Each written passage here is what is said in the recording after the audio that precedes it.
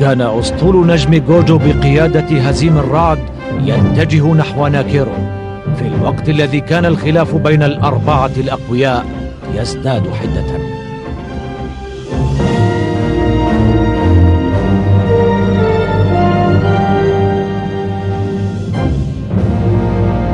أيها القائد، أصبح في إمكاننا رؤية كوكب ناكيرو. ها؟ يبدو كوكبا جميلا، إنه يشبه كوكب الأرض. يعد هذا الكوكب محطة تجارية هامة بين الشمال والجنوب، هذا ما أدى إلى انتعاش الحياة الاقتصادية فيه، ولكن هنالك الكثير من الأشرار حوله. حقا؟ لا سيما أن الحاكم الحالي رجل سيء، كل ما يهمه تجميع المال وإقامة الحفلات. ترى ماذا سيحل به عندما يعلم بقدومك؟ لا أدري، ولكنني سأصلح هذا الوضع، ولن أكون سهلا أبدا. رماح، هيئ مركبة صغيرة للهبوط. هيا نفذ بسرعة. حاضر.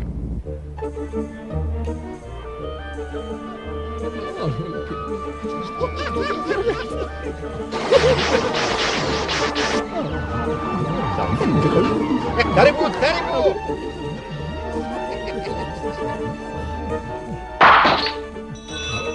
رائع، إصابة موفقة. أنت ماهر جدا يا سيد دايكا كويا، نجحت في إصابة جميع الأهداف. هذا يعني أنني كسبت جميع الهدايا يا صديقي، ولكن لا يمكنك أن تأخذها كلها. أصبحت الآن من حقي. سأحملها عنك يا سيد سيسين. وعدتني أن تعطيني هذه الدمى إذا فزت بها، ولا يمكن أن تتراجع عن وعدك الآن. حسنا، إنها لكما ويمكنكما أن تتقاسماها. أنت لطيف جدا، شكرا جزيلا لك. ما بك أيها الشاب؟ انظر أمامك عندما تسير في الشارع. أنتم الذين لم تنظروا أمامكم عندما خرجتم. أنت المخطئ، كنت ستلقى عقابا شديدا لو آذيت السيد سيسين. ها؟ إذا كان يؤذى بهذه السهولة فالأفضل أن يبقى في بيته. يا لك من شاب قليل التهذيب. سوف أنتقم منكما. اهدأ يا هزيم أرجوك، نحن هنا في مهمة محددة ولا وقت لدينا لمشاجرة الفتيات. يكفي. هذا صحيح. هيا لنذهب من هنا. حسنا أيها الأصدقاء، لنذهب ونتجاهل هؤلاء المزعجين.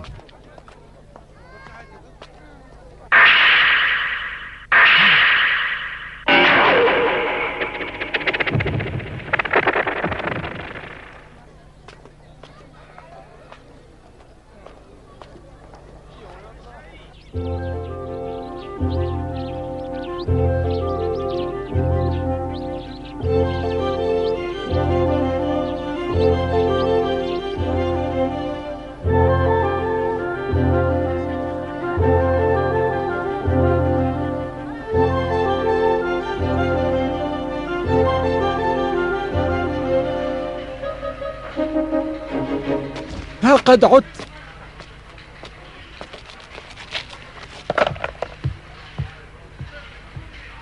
إلى أين؟ سأنهي بعض الأعمال. سيسين، انتظر قليلا، أنت تقضي وقتا طويلا في غرفتك ولا تساعدني أبدا. لماذا لا تتصرف مثل أخيك الصغير إيسين؟ ولكن أخي سيسين يقوم بأعمال مهمة جدا يا أبي. مهمة؟ وهل أعمالي أنا غير مهمة؟ على كل، حتى الآن لم نرى شيئا من نتائج أعماله.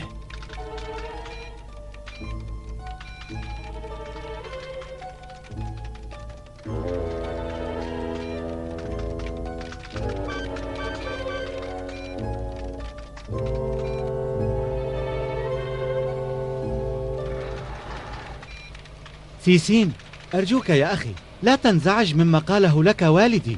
لا، فهو على حق في بعض ما قاله. يريد أن تساعده على أعماله لأنه لا يعرف أهمية الأعمال التي تقوم بها، أما أنا فأفهم موهبتك في التفكير والتخطيط. أنت تفهمني جيدا، وهذا الأمر يسعدني. لدي طموحات وأحلام كثيرة، أتمنى أن أنجح في تحقيقها يا أخي. ستنجح في تحقيقها بالتأكيد، أنت فتى ذكي وبارع جدا في عملك. ربما، لكنني في حاجة إلى شريك. ولماذا الشريك؟ يمكنك أن تفعل ذلك وحدك. صحيح أن لدي أفكارا مهمة، ولكنني أريد رجلا يساعدني على تحقيقها، رجلا قويا وشجاعا وجريئا جدا.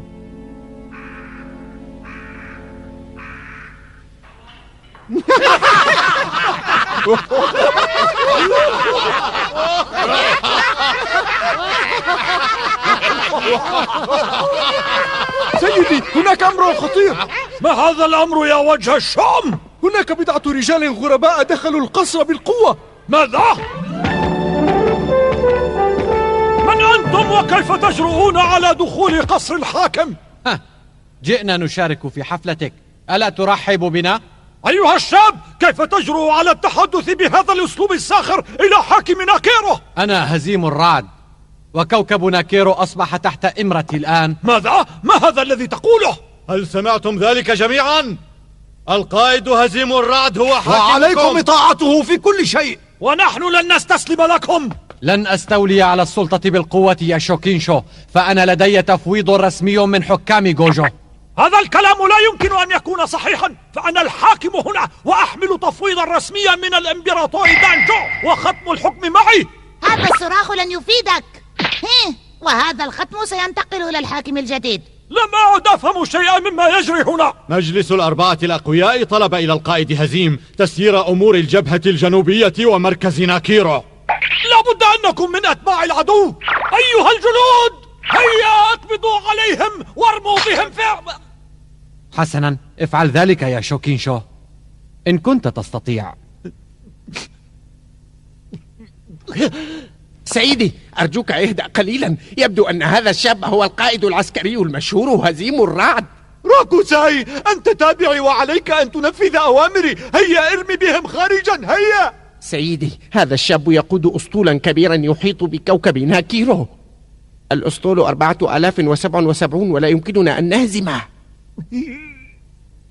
أنا لا أريد أن أصبح حاكم ناكيرو.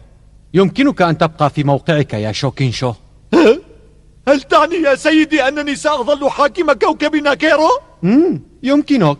شكرا جزيلا لك يا سيدي قائد الجبهة الجنوبية. إنني أضع نفسي في خدمتك وأنا مستعد لتنفيذ أوامرك من دون مناقشة. أعتذر عن تصرفي الأهوج. سوف أبقيك حاكما، ولكن عليك أن تصحح أخطاءك الكثيرة. اهتم بأوضاع الناس في ناكيرو واستمع إلى مشكلاتهم بدل أن تقضي وقتك في جني الأموال وإقامة الحفلات الباذخة. في ذلك الوقت كان أسطول القائد جادر يحرس الجهة المقابلة لناكيرو من الجبهة الجنوبية، وكان جادر يراقب الأمور ويرسم خططا خطيرة.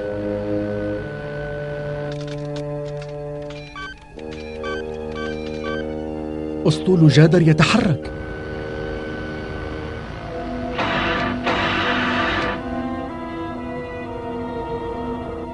لا بد أن فورماي هو من قتل الإمبراطور دانجو ليستولي على السلطة، ويبدو أنه ضمن تأييد جيمبي وروجينا. إذا وقع عصيان وفوضى في جوجو فإن موسامي ستستغل ذلك وتهاجم كوكب ناكيرو وتستولي عليه. صحيح. هل يستطيع هزيم الرعد مقاومة هجوم موسامي أم أنه سيسلم الكوكب وينسحب؟ إذا ما رأيك أن نبعد هزيم وندافع عن ناكيرو بأنفسنا؟ لا، ليس لدينا وقت لذلك. سنكون مشغولين بأمور أكثر أهمية. ناكيرو موقع عسكري مميز، وليس هناك شيء أهم من الحفاظ عليه. اسمعوني جيدا يا سادة، ما رأيكم أن نترك أمر حمايتها لتشاوكين؟ لذلك الرجل المتوحش؟ نعم، إنه يحب المال كثيرا، فإذا وعدناه بحصة من خيرات ناكيرو سيوافق على قتل هزيم وحماية الكوكب من هجمات موسامي. ما هو رأيك في هذه الخطة يا جادر؟ أرى أنها خطة ذكية جدا، ستحقق لنا هدفين في وقت واحد. ستخلصنا من هزيم الرعد وتضمن حماية ناكيرو وولاءه لنا. هل أقوم بمفاوضة تشاوكين وأتفق معه على التفاصيل؟ نعم، قم بذلك.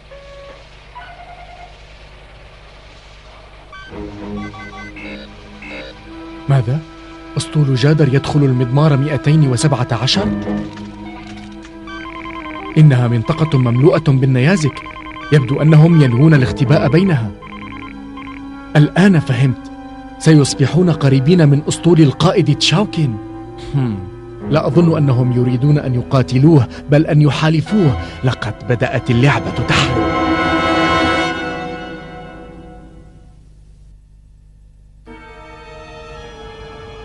سنمنحك السلطة على كوكب ناكيرو، ولكن أولا عليك أن تقوم بقتل القائد هزيم. لم أكن أفكر في مهاجمة أي من قوات جوجو، ولكن إذا كان هذا أمرا من السيد جادر أحد الأربعة الأقوياء فسأنفذه من دون تردد. سيسقط ناكيرو في قبضتنا خلال ساعات، وقبل ذلك سنقتل هزيم. إنه أمر سهل جدا. أتمنى أن تحققوا نصرا سريعا. اطمئن، فلن يصمدوا في وجهنا. استعدوا للقتال أيها الرجال. حاضر.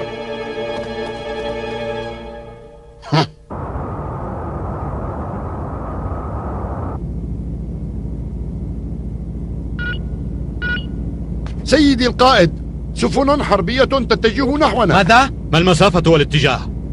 الاتجاه 37 درجة، المسافة 46 ألفا. حسنا، استعدوا جميعا للقتال. أريد معلومات عن قوة العدو الحربية وعن هويته. حسنا يا سيدي، لديه 50 سفينة، لا شيء عن هويته. ترى من يكون؟ لا أدري، ولكن من المؤكد أنه ليس من جيش موسامي. سندمره أيا كان.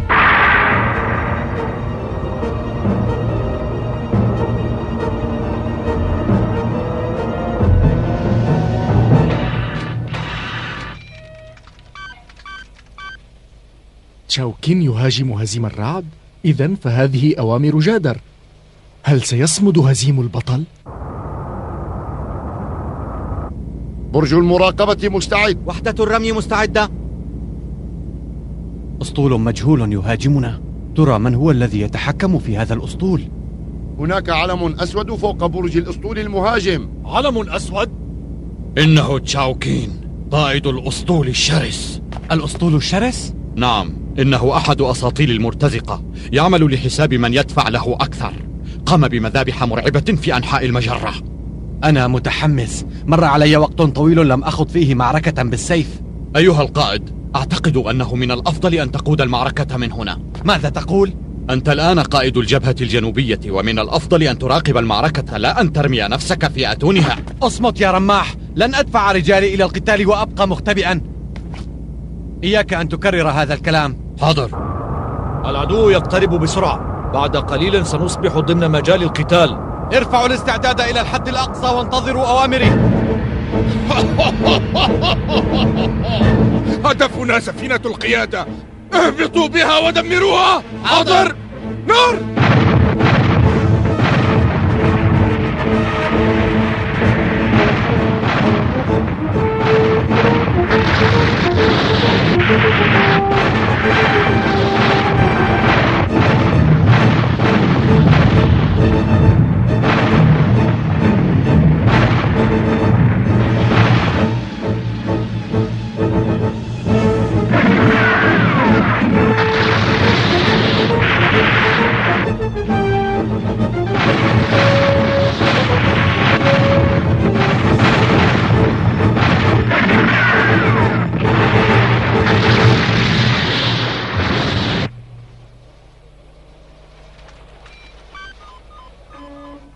سفينة هزيم الرعد في خطر، فالهجوم يتركز عليها.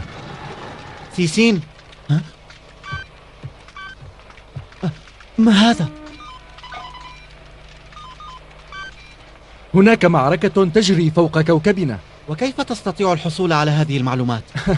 أستعين بأحد الأقمار الصناعية. راقب معي هذه المعركة.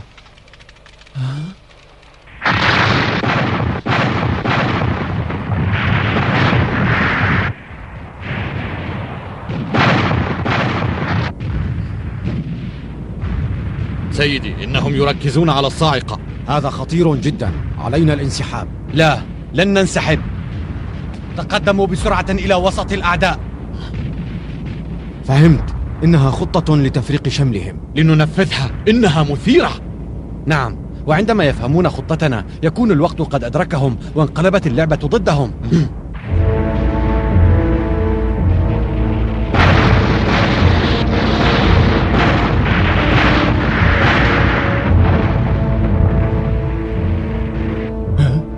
هذا غريب.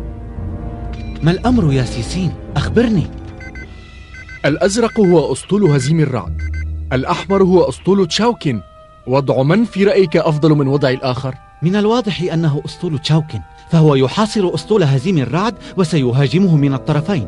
لا، فهذا ليس مؤكدا بعد. هيا يا هزيم، أرني كيف ستحل هذه المعضلة.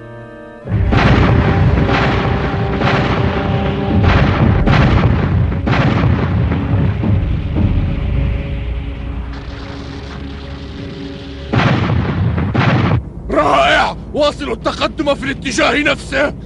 إنها معركة سهلة، ليست مثيرة كما توقعنا. تقدموا إلى وسط العدو وشتتوه. ماذا؟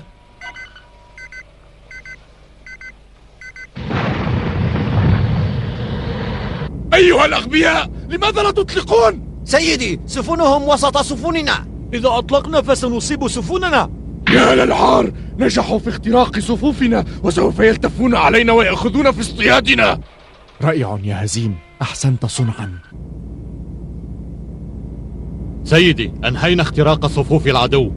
جيد، لنلتف عليهم وندمر سفنهم. لنهاجم سفن الميمنة أولا. حاضر سيدي. روجو، انعطف نحو اليمين وانطلق بأقصى سرعة. لقد حسمت المعركة. أصبح في إمكان هزيم أن يدمر أسطول تشاوكين بكل سهولة. هيا أطلقوا النار.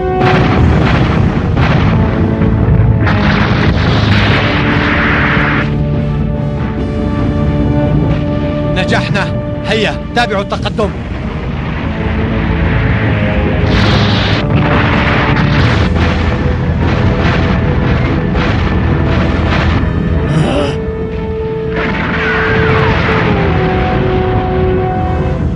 سخر مني ذلك الصبي وألحق بي العار. قذيفة مباشرة.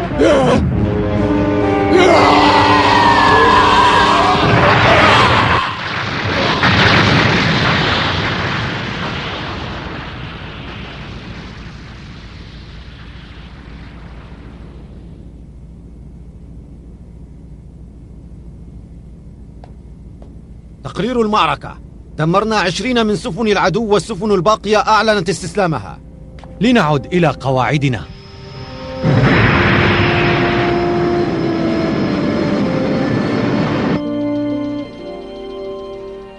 إنه قائد عسكري مدهش، يبدو أنه قائد ذكي في القتال. إنه أمهر مما سمعت عنه. أنا معجب به جدا.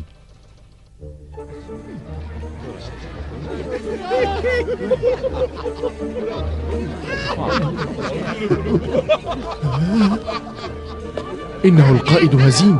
ليتني أستطيع التحدث إليه، ولكنني غير مستعد لذلك الآن. سأدخل مخزن أبي. أرجوك يا سيدي اقرأ. أنا صحفية من جريدة المجرة. انتصارك اليوم يدل على ذكائك ومهارتك. أرجوك عرف القرار بنفسك. أرجوك يا سيدي، اليوم سمعنا الكثير عن بطولاتك وأمجادك. أرجوك يا سيدي. هذا الشاب رفض أن يحكم ناكيرو ويستقر فيها، بل فضل أن يبقى مع أسطوله يقاتل الأعداء ويحقق الانتصارات. إنني معجب جدا بشجاعته. لم أتوقع أن يكون هزيم بهذه القوة والمهارة. لقد استخففنا به. هذا الأمر ليس سيئا، فقد علمنا أن في إمكانه إيقاف أي هجوم لمسامي، وفي أثناء ذلك نعم، في أثناء ذلك نحتل جوجو. أخيرا قرر جادر أن يخرج عن صمته ويعلن عصيانه، ثم يهاجم إمبراطورية جوجو ليستولي على السلطة فيها. عصيان جادر وإخوته سيحدث تحولا كبيرا في حياة هزيم الرعد.